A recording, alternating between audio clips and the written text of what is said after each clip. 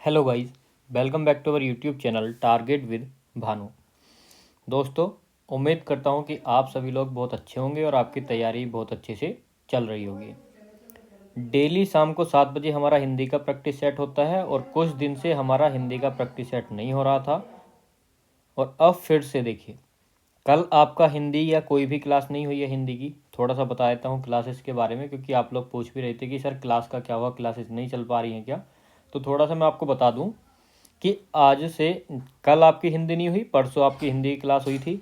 2100 plus question का हमने जो टारगेट किया है वो मैं आपका कंप्लीट करा के ही दूंगा आपको आपके एग्ज़ाम से पहले पहले। सुबह को 7 बजे आपकी रीजनिंग क्लास होती थी, कल से वो भी होगी। दोपहर 12 बजे मैथ की क्लास होती थी, वो भी होगी आपकी। और शाम को 7 बजे हिंदी की क्लास होती थी, वो भी आपको मिलेगी। डेली आपको अपनी जो आपका रूटीन था और जो क्लासेस आपकी चल रही थी वो सारी की सारी आपको कल से मिलने लगेंगी। और आज आपकी हिंदी की क्लास हो ही रही है। तो परसों हुई थी, कल छूट गई और आज से यानी कि अब आगे आपकी क्लासेस रेगुलर होने वाली हैं। एक चीज़ और जो आपके लिए इम्पोर्टेंट है, तो एक चीज़ और सुन लीजिए जो मैंने आपके लिए सोचा है। जो भी आप लोगों ने चैप्टर्स बताए थे, जिन चैप्टर्स में आपको प्रॉब्लम होती है, ठीक है, तो वो सारे के सारे चैप्टर्स मैं सोच रहा हूँ कि आपके एग्ज़ाम से पहले पहले आपको करा दूँ। तो जो भी हिंदी के चैप्टर्स थे आप कमेंट सेक्शन में बता देना एक बार, जिससे कि मुझे पता चल जाए और आपका कोई चैप्टर ना छूटे। तो वो आप लोग एक बार कमेंट सेक्शन में बता दीजिएगा जो जो चैप्टर आपको कराने हैं। मैथ का कोई चैप्टर हो या रीजनिंग का कोई भी चैप्टर हो या हिंदी से रिलेटेड हो, तो वो आप लोग कमेंट सेक्शन में बता देंगे और पीडीएफ के लिए टेलीग्राम ग्रुप को ज्वाइन कर लेंगे। तो अपनी ऐसी बेहतरीन और शानदार तैयारी के लिए आप चैनल को सब्सक्राइब कर लीजिए, बेल आइकन को भी प्रेस कर लीजिए जैसे कि मैंने आपसे बोला है, जिससे कोई क्लास ना छूटे। तो आज के पहले क्वेश्चन से स्टार्ट करते हैं। कमेंट सेक्शन में अपना स्कोर भी बता दीजिएगा, और क्वेश्चंस आपको अच्छे लगते हैं, पसंद आते हैं, तो प्लीज़ क्लास को लाइक करके और शेयर भी कर देना। आज का पहला क्वेश्चन आपने पढ़ ही लिया होगा, कलम तोड़ना। ये एक मुहावरा है और इस मुहावरे का अर्थ आपको बताना है। जो हमारी इससे पिछली क्लास थी उसमें जो 25 क्वेश्चन थे वो बहुत बेस्ट क्वेश्चन थे। एक बार उनको प्लीज़ आप जा कर के पिछली क्लास को देख लेना, अगर आपसे छूट गई है तो, या आपने नहीं देखी है तो एक बार जा कर के देख लेना। तो यहाँ पर कलम तोड़ने का अर्थ बताना है कि दिन रात लिखने से कलम तोड़ने का जो अर्थ है वो निकलेगा, या कलम तोड़ने का अर्थ होगा बहुत अच्छा लिखना, लिखते लिखते रुक जाना, या लेखनी से संन्यास ले लेना। तो कलम तोड़ने का अर्थ होता है बहुत अच्छा लिखना, ऑप्शन नंबर बी। कहीं कहीं आपको ऑप्शन मिल जाएगा कि ज़्यादा लिखना, यानी कि लिखते रहना या लगातार लिखना, तो ऐसा ऑप्शन भी आपको मिल सकता है। आपको मिल सकता है कि बहुत अधिक परिश्रम करना, यानी कि बहुत मेहनत करना या परिश्रम करना, तो इस तरह से भी आपको मिल सकता है। और कलम तोड़ने का अर्थ आप लगा दोगे बहुत मेहनत करना या ज़्यादा लिखना या लगातार लिखते रहना। तो देखिए जो होता है ना, सही अर्थ वो है बहुत अच्छा लिखना। तो ऑप्शंस आपके लिए कुछ भी हो, आपको ध्यान देना है कि हमारा सही उत्तर क्या है, और आपको एग्जाम में भी वही फिर टिक करके आना है। अगले क्वेश्चन की अगर हम बात करें, तो यहाँ पर अगला क्वेश्चन है आपका समास से। चौराहा में बताना है कि कौन सा समास होगा। तो देखिए चौराहा क्या होता है, जैसे यहाँ पर लेंगे हम चौ और यहाँ पर लेंगे प्लस में राहा। तो देखिए इसका अर्थ निकलता है चार राह का जो समूह होता है, चार राहों या चार राह का समूह। राह क्या होती है? राह होता है हमारा रास्ता। तो आपको पता ही होगा चौराहा क्या होता है, जहाँ पर एक रास्ता इधर से आया, दूसरा इधर से, और ये वाला हो गया आपका चौराहा, जहाँ पर चार रास्ते आपस में मिलते हैं तो चौराहा हो गया। और मैंने आपको बोला था जहाँ पर भी संख्या आती है वहाँ पर हमारा द्विगु समास हो जाता है, ऑप्शन नंबर सी। बाकी की भी आपको मैंने पहचान बता रखी है, कर्मधारय, तत्पुरुष, बहुब्री, सभी की पहचान मैं आपको ऑलरेडी बता चुका हूँ। अगर आपको कोई भी समास में प्रॉब्लम आती है या आपसे नहीं होते हैं तो आप कमेंट सेक्शन में बता सकते हैं। अगला क्वेश्चन है हमारा, एक शब्द बताना है, अनेक शब्दों के लिए एक शब्द। पॉइंट नोट करते रहिए कि हमारे क्वेश्चन जो है एग्जाम में कहाँ कहाँ से पूछे जा रहे हैं, तो किस तरह के हमसे क्वेश्चन पूछे जा सकते हैं। तो जो भी क्वेश्चन मैं आपसे पूछता हूँ यहाँ पर आपको प्रैक्टिस सेट में मिलते हैं, तो वो चैप्टर आपको जरूर क्लियर कर लेने हैं। जो भी जैसे एक अनेक शब्दों के लिए एक शब्द आया, तो बहुत सारे आपको क्वेश्चन याद कर लेने होंगे जो भी अनेक शब्दों के लिए एक शब्द होते हैं, ठीक है। तो जो मापा न जा सके वो अपरिमेय होगा, अप्रमेय होगा, अपलक या अभेद्य होगा। तो वो हो जाएगा हमारा अपरिमेय। अभेद्य की बात करें तो देखिए, जिसको भेदा न जा सके, लक्ष्य होता है, मान लीजिए लक्ष्य है और यहाँ पर ये है हमारा एक पॉइंट, इस पॉइंट को भेदना है यानी कि इसमें तीर मारना है, तो ये होता है भेदना, कि लक्ष्य भेदना। तो जिसको भेदा न जा सके वो अभेद्य हो जाएगा। अगला क्वेश्चन आ जाता है हमारा क्वेश्चन नंबर आज का 4। अनुशासन शब्द में लगा उपसर्ग।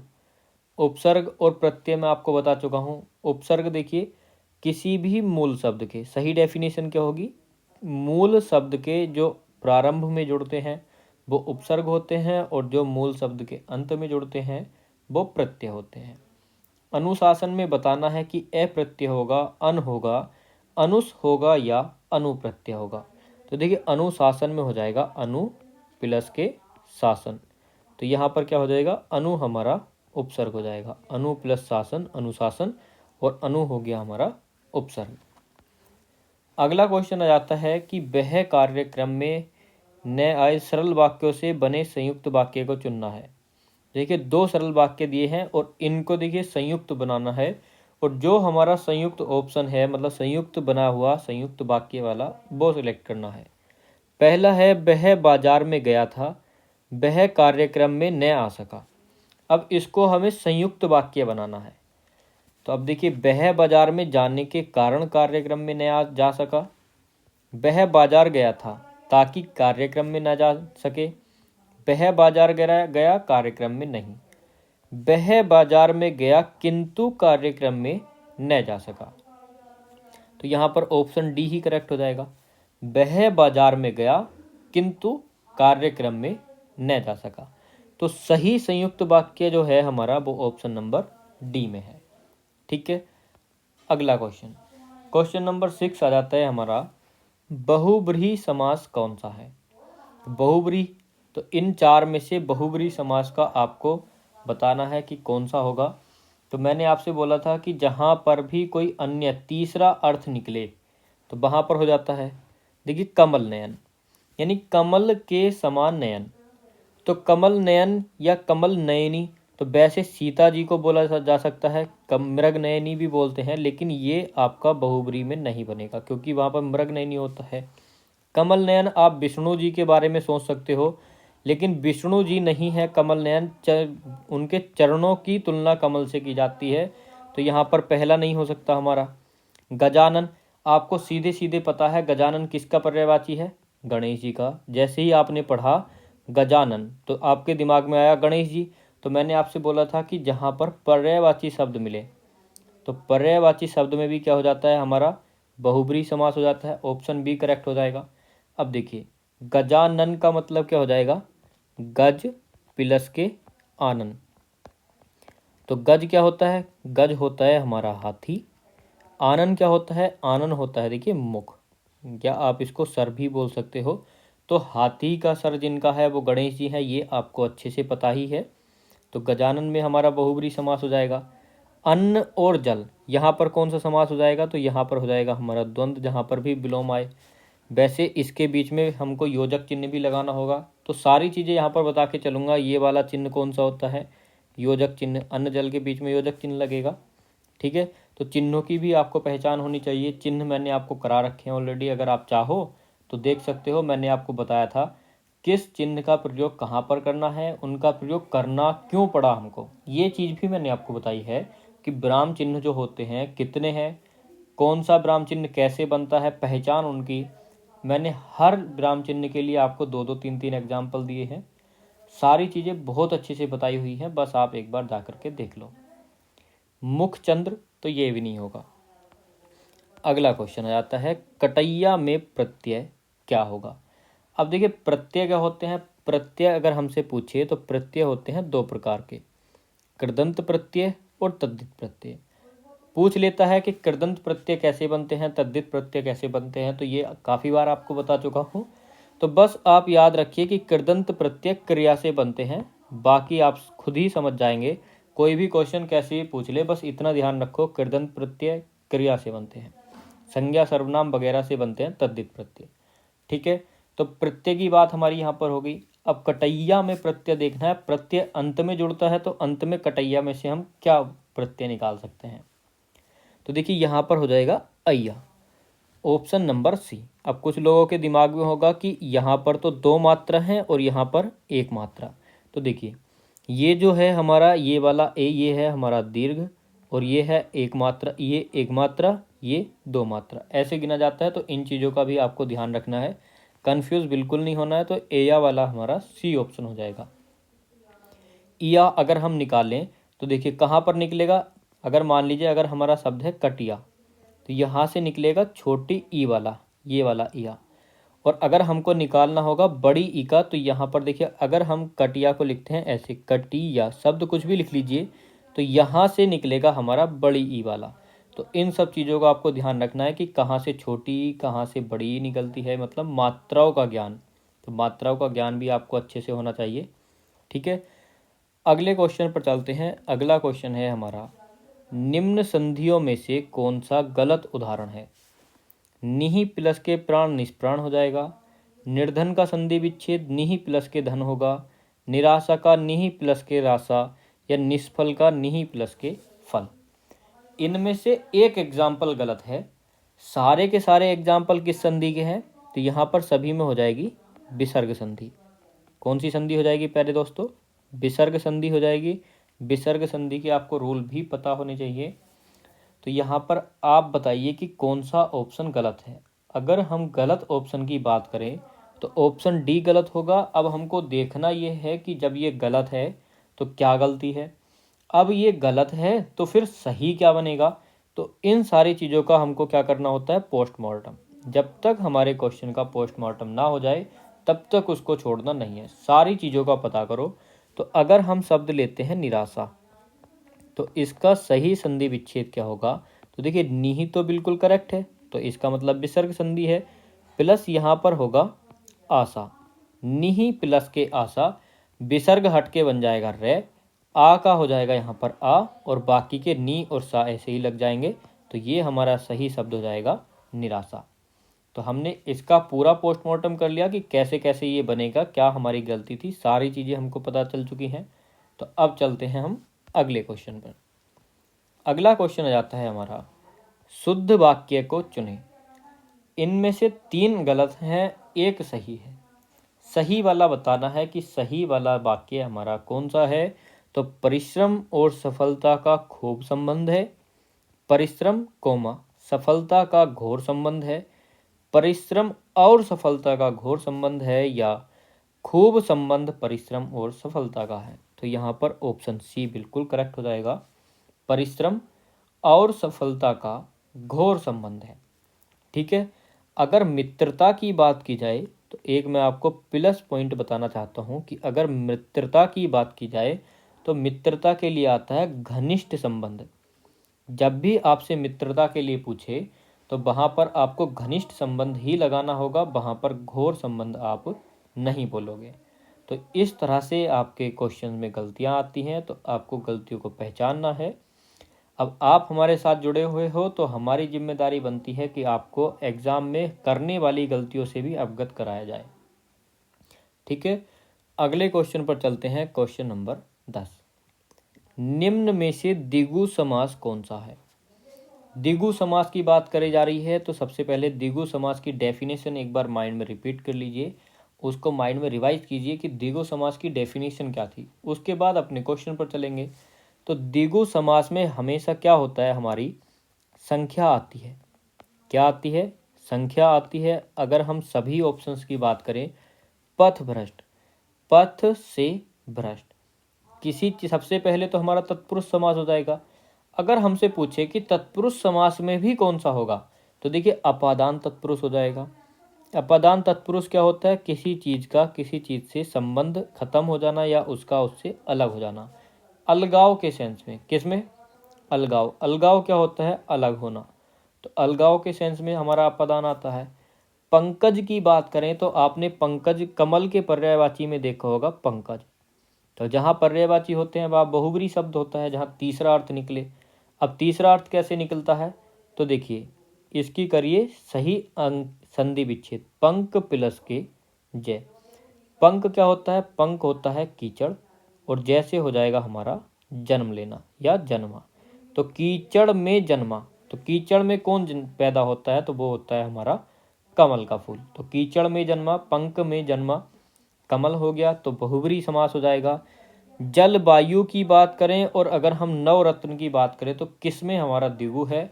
तो जैसे ही आपने देखा नवरत्न यानी कि 9 रत्न की बात कर रहा है, तो नवरत्न है कितने? 9 9। ठीक है, तो ऑप्शन नंबर डी ही हमारा करेक्ट हो जाएगा।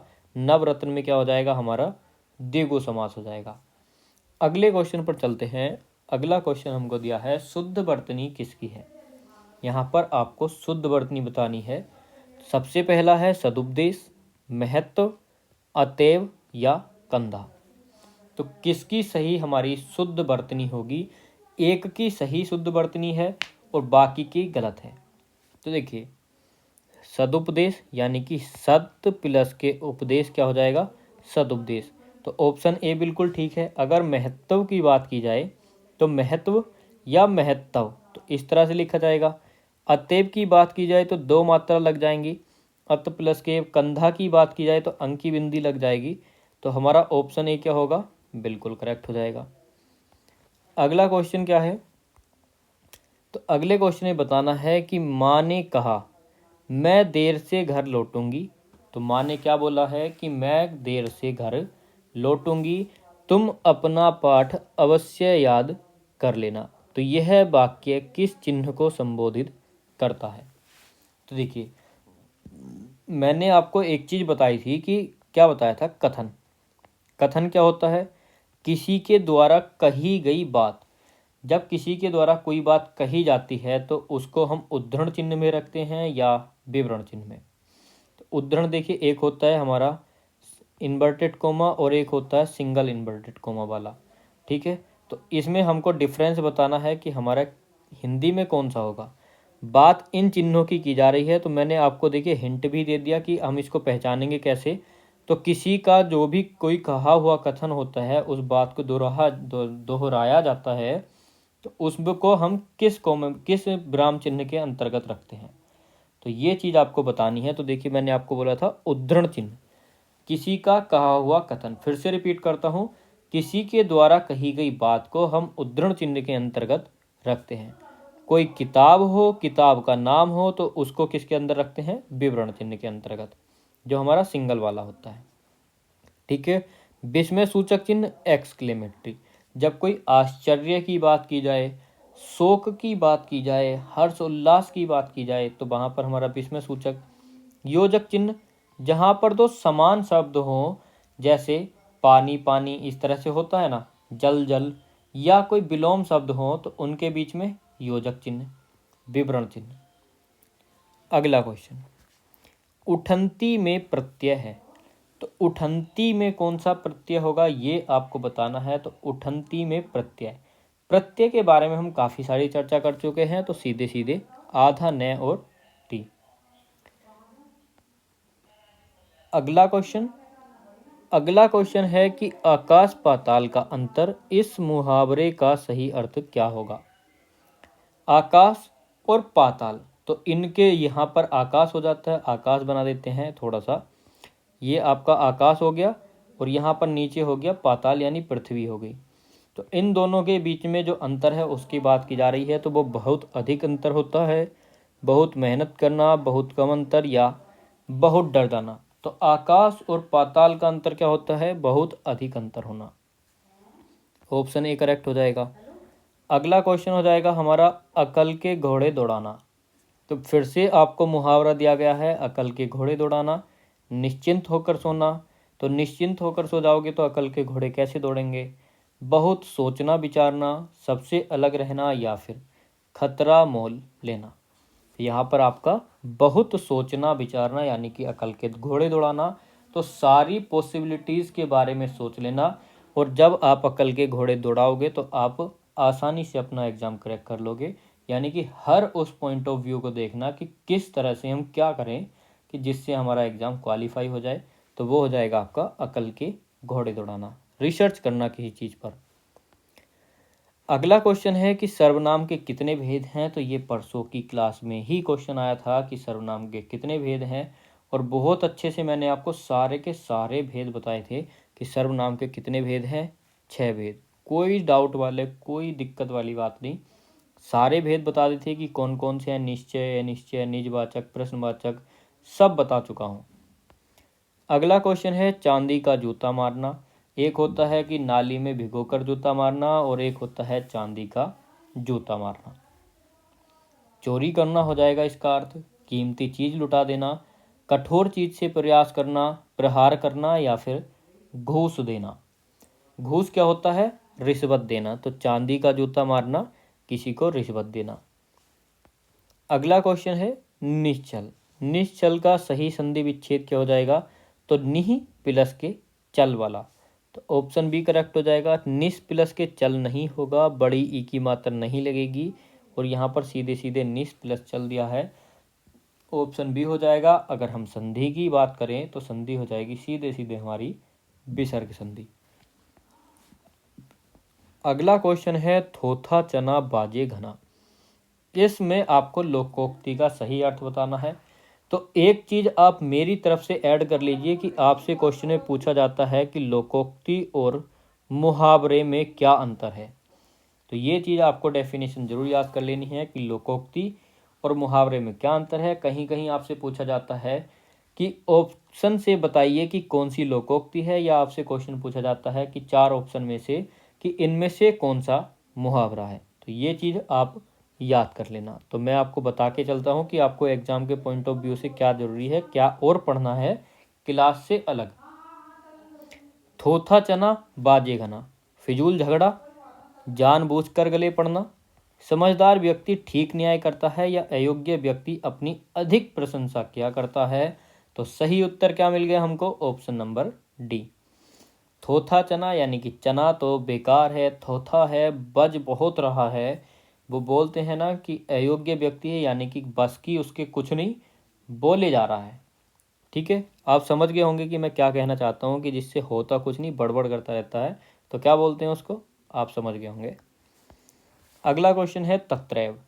तो तत्र एव, जैसे ही आप इसको थोड़ा सा रोक करके बोलोगे तत्र एव, तो आपको खुद समझ आ जाएगा कि हमारा कौन सी सही संधि विच्छेद होगा। तत्र प्लस के एव, तत्र प्लस के बड़ा ए वाला होगा, तत्र प्लस के रेव, या तत् प्लस के रव।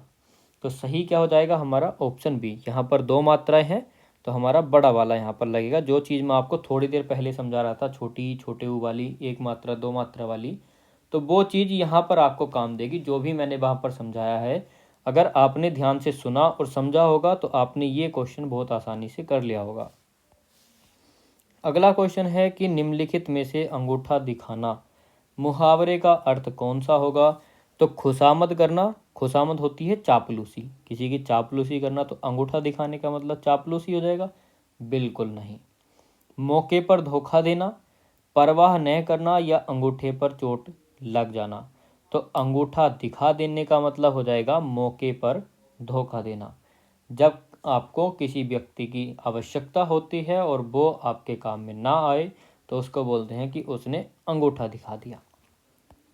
अगला क्वेश्चन है कि शुद्ध वर्तनी किसकी है। तो ऊषा सही लिखा है, ऊष्मा, यशगान, या अंताकरण। तो अंताकरण तो साफ साफ गलत है, बाकी में आपको डाउट हो सकता है। तो यक्षगान की अगर हम बात करें तो यक्षगान इस तरह से लिखा जाता है, अंतकरण नहीं होता, अंतःकरण होता है। ठीक है, बाकी के 2 ऑप्शन बचते हैं, ऊषा और ऊष्मा। तो हमारा सही आंसर हो जाएगा ऊष्मा, ऊषा।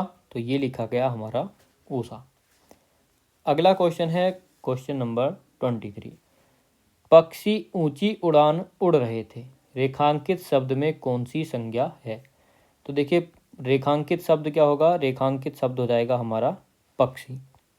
अब बताइए पक्षी में कैसी संज्ञा है। पक्षी ऊंची उड़ान उड़ रहे थे, तो ये एक व्यक्तिवाचक है, जातिवाचक, भाववाचक, या समूहवाचक संज्ञा। तो यहाँ पर हमारा करेक्ट हो जाएगा पक्षी। तो पक्षी कैसा हो गया, जातिवाचक संज्ञा। अगर हमसे बोलता तोता, तो देखिए तोता हो जाता व्यक्तिवाचक संज्ञा, और अब हमारा है पक्षी। तो पक्षी में हमको कोई पता नहीं कि कौन से प्रकार के पक्षी थे। जैसे हमसे बोलता है आम, तो आम तो हो गया जातिवाचक संज्ञा। अगर हमसे बोलता दशहरी आम तो हो जाता हमारा व्यक्तिवाचक संज्ञा। तो इस तरह से अगर हमको बता दिया जाए कि कौन सी चीज़ है, जैसे किसी का नाम, जैसे आप बोलोगे गंगा, तो गंगा से आपको याद आएगा गंगा जी। यमुना से याद आएगा यमुना नदी। सरस्वती से ना याद आएगा सरस्वती नदी। तो ये क्या हो जाते हैं, किसी का प्रॉपर नाम यानी कि एग्जैक्ट चीज़ हमारा प्रॉपर नाउन यानी व्यक्तिवाचक संज्ञा। अगला हो जाता है संभवतः आज वर्षा हो जाए। तो अर्थ के आधार पर उपयुक्त वाक्य का भेद पहचानिए। तो मैंने आपसे बोला था जहाँ भी शंका हो, काम के होने की आशंका हो, वह हमारा संदेहवाचक हो जाएगा। ना ही कोई विस्मय बोधक की चीज़ की है, ना ही कोई इच्छा जाहिर की है, ना ही कोई संकेत किया है। विस्मयादि बोधक हर्ष वाली चीज़, खुशी, आश्चर्य, दुख, ये सब विस्मय वाली चीज़ें हो जाती हैं। तो यहाँ पर ऐसा कुछ नहीं है, यहाँ पर बोला है सीधे सीधे संभवतः है, संभावना है। तो यानी कि संदेह यहाँ पर है कि हो भी सकती है, नहीं भी हो सकती। इच्छावाचक, जैसे कि आप दीर्घायु हो, आपकी आयु लंबी हो, आप पास हो जाएं, आप फेल हो जाएं, ये तो इच्छा होती है। संकेत, तो देखिए संकेत क्या होता है, जैसा बोओगे वैसा पाओगे, तो ये होता है संकेत, जैसा वैसा। तो यहाँ पर संकेत कर दिया जाता है किसी चीज़ की ओर। अगला और आज का लास्ट क्वेश्चन है ऐक्य का पर्यायवाची। और मैं चाहता हूँ कि आज आपको दिया जाए ये होमवर्क में क्वेश्चन। आंसर मैं बता सकता था, लेकिन आपको देखना चाहता हूँ कि ऐक्य का पर्यायवाची शब्द कौन सा है। तो आप लोग कमेंट सेक्शन में बताएंगे कि ऐक्य ऐसे लिखना है कि क्वेश्चन नंबर 25 लिख दीजिए, या शब्द लिखना है आपको कमेंट सेक्शन में ऐक्य, और उसके आगे लिखना है उसका पर्यायवाची शब्द कौन सा है, जिससे कि मुझे भी पता चल सके कि आपको क्या क्या पता है। तो ऐक्य के बाकी के पर्यायवाची आप लिख सकते हो, 2, 4, 6, जो भी आप चाहो वो लिख सकते हो। कमेंट सेक्शन में आउट ऑफ 25 अपना स्कोर बताना, क्योंकि ज़्यादा टाइम अब हमारे पास है नहीं, और एग्ज़ाम आपका सामने ही है। तो जिससे पता चल सके कि आपका लेवल क्या है। और देखिए जो मैंने आपको स्टार्टिंग में बोला था, जो भी चैप्टर आपको चाहिए, जिसमें भी आपको प्रॉब्लम है, आप लोग कमेंट सेक्शन में बता देना, कोई भी सब्जेक्ट का हो, ठीक है। बाकी आपको क्या करना है, लाइक करना है क्लास को, शेयर करना है, और अपनी आगे की तैयारी के लिए चैनल को सब्सक्राइब कर लेना है अगर नहीं किया है तो। मिलते हैं आप लोगों से अगली क्लास में। पीडीएफ चाहिए होगी तो टेलीग्राम को ज्वाइन कर लेना, लिंक डिस्क्रिप्शन में है। तो चलिए अगली क्लास का इंतज़ार कीजिए, और बहुत ज़्यादा प्यार दीजिए अपने इस परिवार को, और क्लास शेयर करते रहिए, डेली अटेंड करते रहिए।